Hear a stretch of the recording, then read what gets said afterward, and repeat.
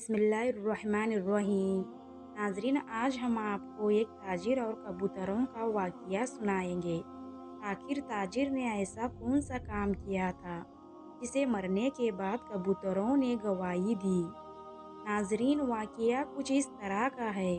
ناظرین، ایران میں ایک تاجر رہا کرتا تھا جس کے پاس بے پناہ جانور اور بے شمار دولت تھی۔ وہ جانوروں کو بیچنے کا کاروبار کیا کرتا تھا۔ وہ ان کو اچھی غذا کھلاتا اور حلال طریقے سے ان کو بیچ دیتا تھا۔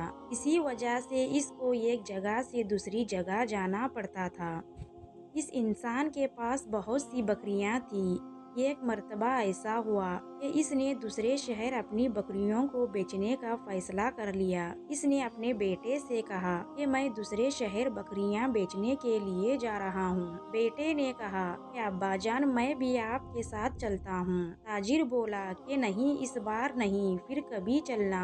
اس کے بعد وہ تاجر اپنی بکریوں کو لے کر شہر کی طرف روانہ ہو گیا۔ وہ تاجر کچھ دن وہاں شہر میں رکا۔ وہاں پر جانوروں کا ایک بہت بڑا بازار لگا تھا۔ اس تاجر نے اپنی ساری بکریاں بیچ لی اور بہت سارا منافع بھی کما لیا۔ اب وہ کافی ساری رقم لے کر اپنی شہر کی طرف لوٹ رہا تھا۔ اس شہر کا ایک ڈاکو تھا جو تاجر پر نظر رکھے ہوئے تھا۔ اس ڈاکو کو پتا تھا کہ اس تاجر کے پاس بہت ساری رقم ہے۔ اس ڈاکو نے بھی ارادہ بنا لیا کہ میں اس تاجر کو لوٹ لوں گا۔ اب وہ ڈاکو اس تاجر کا پیچھا کرنے لگا۔ وہ موقع تلاش کر رہا تھا کہ کسی موقع پر میں اس کو لوٹ لوں گا۔ تاجر اب سفر کرتا ہوا تھک گیا تھا۔ راستے میں ویران جگہ پر وہ ایک درخت کے نیچے آرام کرنے کے لیے بیٹھ گیا۔ اس ڈاکو نے موقع پا کر اس تاجر کے اوپر حملہ کر دیا۔ اس ڈاکو نے تاجر کی گردن پر اپنا خنجر رکھا اور کہا کہ جو کچھ بھی تمہارے پاس ہے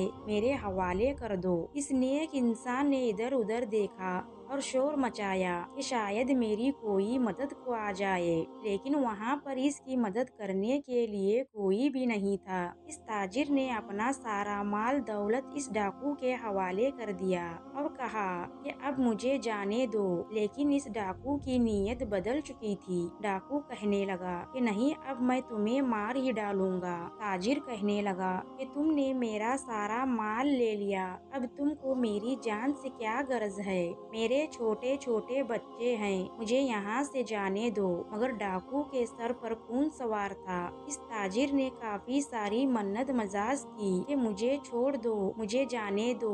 وہ ظالم ڈاکو اس نیک تاجر کو قتل کرنے لگا۔ اس نیک تاجر نے ادھر ادھر دیکھا کہ شاید کوئی میری مدد کو آ جائے۔ پھر اس تاجر کی اچانک نظر اس درخت کے اوپر پڑی جس درخت کے نیچے وہ آرام کرنے کے لیے بیٹھا تھا۔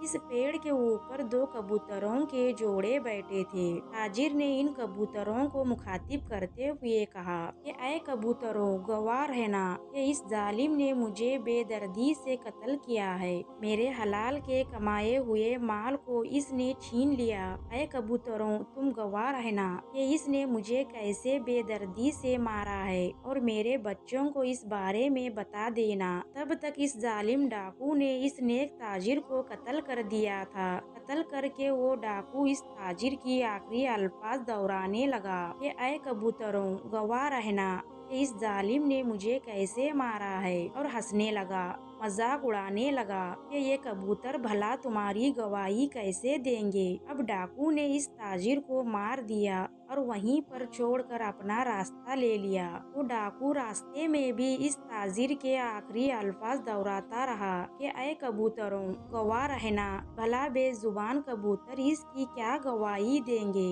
ادھر اس تاجر کی بیوی بچے اس کا انتظار کر رہے تھے، لیکن تاجر واپس نہ لوٹا۔ کافی دن جب گزر گئے، تاجر گھر واپس نہ آیا تو تاجر کا بڑا بیٹا اسی شہر میں گیا جس شہر میں اس کا باپ تجارت کرنے کے لیے گیا تھا۔ وہاں جا کر تاجر کے بیٹے نے معلوم کیا تو اس کو پتا چلا کہ تمہارا باپ فلاں تاریخ کو یہاں بکریاں بیچ کر گیا تھا۔ اس نے ہمیں کافی ساری بکریاں بیچی تھی اور کافی ساری رقم وصول کی تھی۔ इसी रकम को लेकर वो वापस जा रहा था और यहाँ से थोड़ी दूर वीराने में इस इंसान को किसी डाकू ने लूट लिया और कत्ल कर दिया। इसकी सारी रकम छीन कर वो डाकू चला गया और तुम्हारे बाप को इसी शहर के कब्रिस्तान में दफना दिया गया है। ये सुनकर इस ताजिर के बेटे को बहुत दुख हुआ। वो अपने बाप से बहुत मोहब्बत करता था।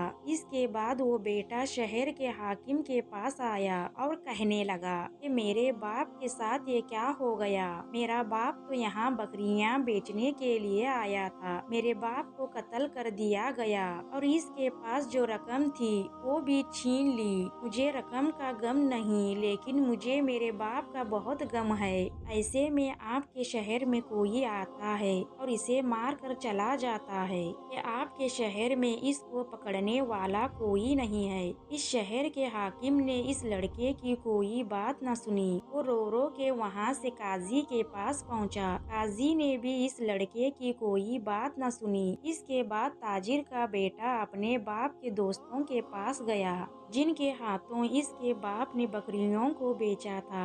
इसके दोस्त कहने लगे कि ये बात तो सच है कि इसने बकरियां बेची, रकम जमा की और रकम लेकर अकेला यहाँ से निकल गया। अगर बताओ कि इस बात की कौन गवाही देगा, क्योंकि तुम्हारा बाप तो तनहा था, इसके साथ कोई भी नहीं था।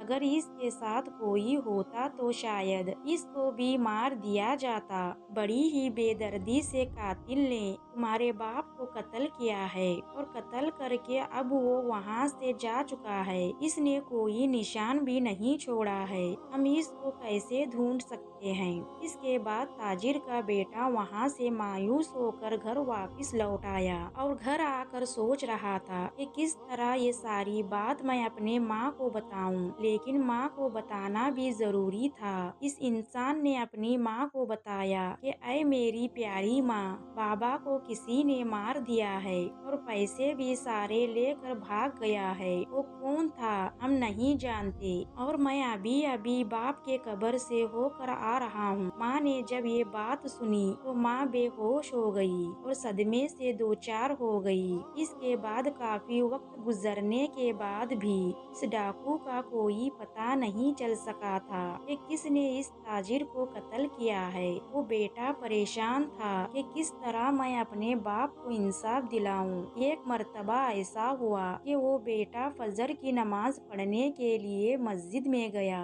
मस्जिद में बेटे को कारी साहब ने परेशान देखा तो पूछा कि बेटा क्या परेशानी है, कि ऐ बेटे तुम क्यों रो रहे हो। ताजिर के बेटे ने रोते हुए सारी कहानी बता दी कि मेरे नेक बाप को किसी ने बेरहमी से कत्ल कर दिया है। मुझे समझ में नहीं आ रहा कि मैं इस कातिल को कैसे पकड़ूं। इस शहर के हाकिम को भी कुछ नहीं पता और गवाही देने वाला भी कोई नहीं है। वो मौलवी कहने लगा कि अगर मैं तुम्हें किसी अल्लाह वाले के बारे में बता दूं, वो बहुत ज्यादा इल्म रखते हैं, वो जरूर तुम्हें बता सकते हैं कि तुम्हारे बाप को नौहक किसने कत्ल किया है। ये बात सुनकर बेटे के चेहरे पे कोई उम्मीद सी जाग गई। बेटा कहने लगा कि ऐ मौलवी साहब, मुझे इस अल्लाह वाले से मिलवा दीजिए। इसके बाद वो ताजिर का बेटा इस अल्लाह वाले के पास आया। अल्लाह वाले इबादत कर रहे थे। बेटा अल्लाह वाले के पास बैठा चुपके चुपके रोए जा रहा था। अल्लाह वाले जब अपनी इबादत से फारिग हुए तो लड़के से कहने लगे कि बेटे रो मत, गम ना करो, अब वो गवाही देंगे जिनका किसी को कोई गुमान भी नहीं होगा। ऐ बेटा तुम देख लेना, अल्लाह ताला की रस्सी जब खींचती है तो बड़े से बड़े मुजरिम भी नहीं बच सकते। तुम देख लेना बेटा कि वो शख्स पकड़ा जाएगा और अपने मुंह से खुद उगलेगा कि इसने तुम्हारे बाप को कत्ल किया है। नाजरीन, अब आगे डाकू के बारे में जानेंगे। वो डाकू अभी भी भूला नहीं था कि इसने एक नेक ताजिर को कत्ल किया है। वो डाकू जब भी किसी कबूतर के जोड़े को देखता तो इसको इस ताजिर के आखिरी अल्फाज याद आ जाते थे कि ऐ कबूतरों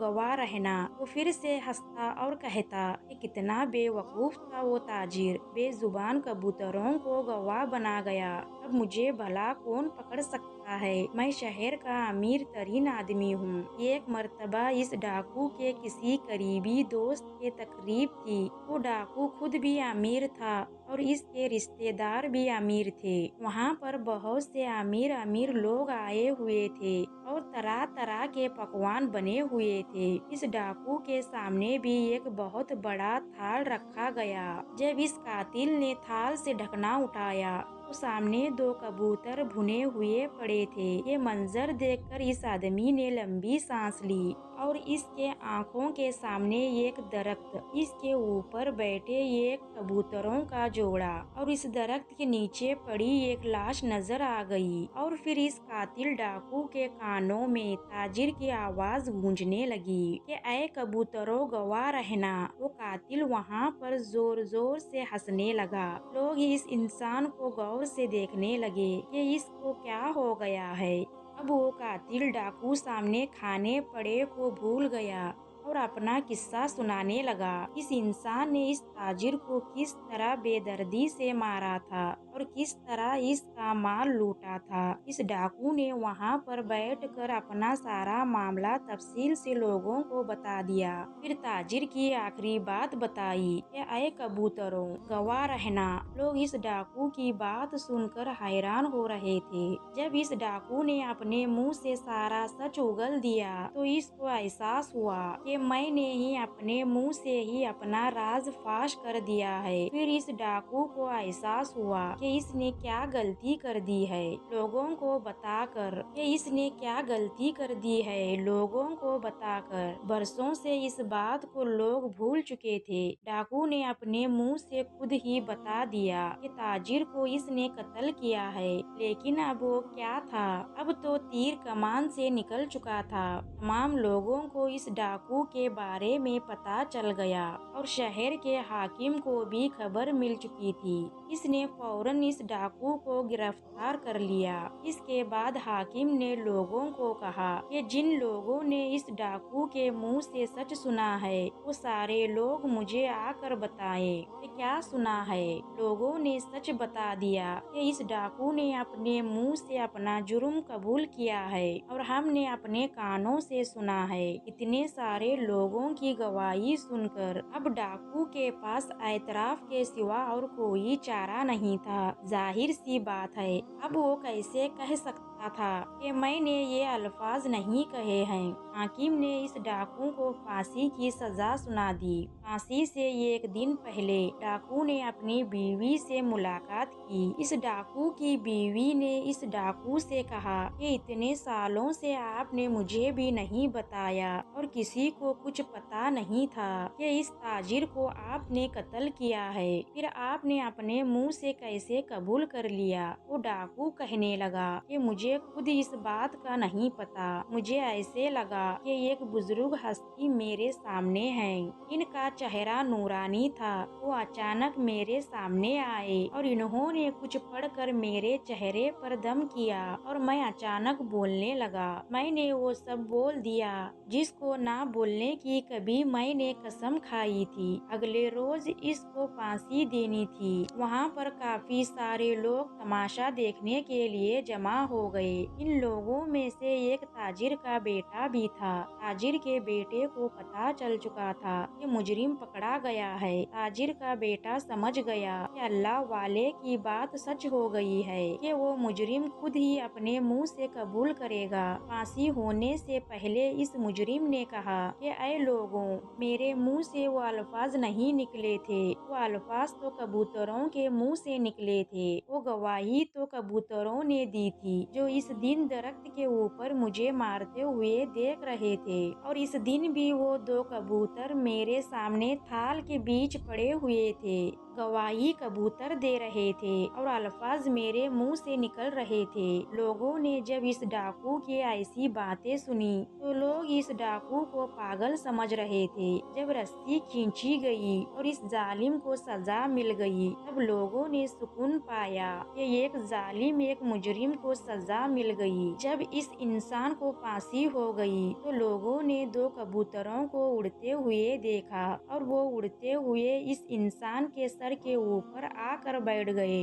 तब वो तमाम लोग समझ गए कि ये गवाही इन कबूतरों ने दे दी। वहाँ पर तमाम लोग अल्लाह अकबर के नारे बुलंद करने लगे। बेशक अल्लाह चाहे तो बेजुबान को भी जुबान दे दे। हुजूर सल्लल्लाहु अलैहि वसल्लम ने इरशाद फरमाया कि जिसने चोरी का माल खरीदा, हालांकि वो जानता था कि वो चोरी का माल है, तो वो भी इसकी रिसवाई और गुनाह में शरीक होगा। जो इंसान चोरी, शराब खोरी या जिना में मुबतला होकर मरता है, इस पर 2 सांप मुकर्रर कर दिए जाते हैं जो इसका गोश्त नोच नोच कर खाते हैं। चोरी गुनाह कबीरा है। जिसने चोरी की, इसने बेशक इस्लाम का पट्टा अपने गले से उतार दिया है। जिंदगी के तमाम रास्ते ही कब्रिस्तान को जाते हैं, इसलिए हम अपने औकात में रहकर अपनी जिंदगी गुजारें। अल्लाह ताला हमें नेक अमल करने की तौफीक अता फरमाए। अल्लाह पाक हमें ऐसे सबक आमोज वाक़ये सुनकर सबक हासिल करने की तौफीक अता फरमाए। आमीन। नाजरीन, आज का वाक़या आपको ज़रूर पसंद आया होगा। नाजरीन, इस्लामिक वाक़या, सबक, अमवाज, कहानियाँ सुनने के लिए हमारे चैनल को सब्सक्राइब करें। मिलते हैं अगली वीडियो में। तब तक के अल्लाह हाफिज़।